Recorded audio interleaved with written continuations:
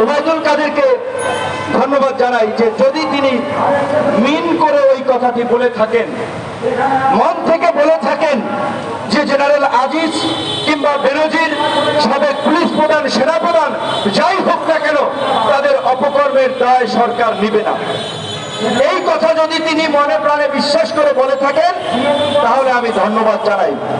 আর যদি অভিনয়ের জন্য, জনগণকে ধোঁকা দেওয়ার জন্য, আইওসের জন্য বলে থাকেন তাহলে আমি ঘৃণা প্রকাশ করছি, আমি ধিক্কার জানাচ্ছি।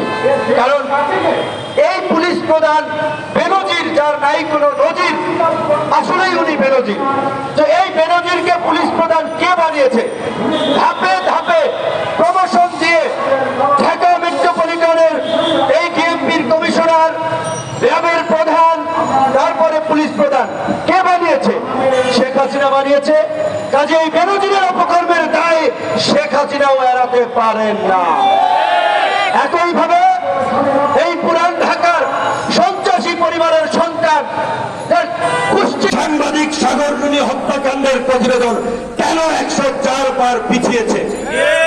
কারণ আমাদের সিআইডি, আমাদের র্যাব, আমাদের গোয়েন্দা সংস্থা ঘাস কাটে সাগর রুনি হত্যাকাণ্ডের বিচার একযুগে এখন পর্যন্ত বের করতে পারলো না। তো তার মানে পরিষ্কার, যারা খুন করেছে, খুনিরা চিহ্নিত, সরকার তাদেরকে সেভ করবে, তাদেরকে দিয়ে সাক্ষ্য উদ্ধার করবে। সেটা গতকালকে প্রধানমন্ত্রী বলেছিলেন। কোন শ্বেতাঙ্গ নাকি বলেছিল বঙ্গোপসাগরে ঘাঁটি গাড়তে দিলে ক্ষমতায় যাওয়ার পর মসৃণ হবে, ক্ষমতায় আসতে দেবে। তিনি আবার গর্ব করে বলেছেন, আমি শেখ মুজিবের কন্যা, দেশ ভাড়া দিয়ে তো ক্ষমতায় আসবো না।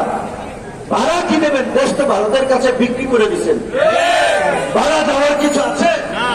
দেশ তো বিক্রি করে দিয়েছেন ভারতের কাছে। ভারত এই দেশ ইজারা নিয়েছে, আপনারা ইজারাদার, আপনি এবং আপনার মন্ত্রীরা ভারতের ইজারাদার এই দেশ চালাচ্ছেন। আপনার কি বিক্রি করবেন? আবার বলছেন ওই ইহুদি রাষ্ট্র করতে চায় নাকি? রাখাইন স্টেট, চট্টগ্রামের এক অংশ নিয়ে আপনার বন্ধুরা, আপনাদের ভাষায় যারা বন্ধু রাষ্ট্র, এই ভারত দেশ স্বাধীনের পর থেকে 72 সাল থেকে পার্বত্য চট্টগ্রামে বিচ্ছিন্নতাবাদী সন্ত্রাসীদেরকে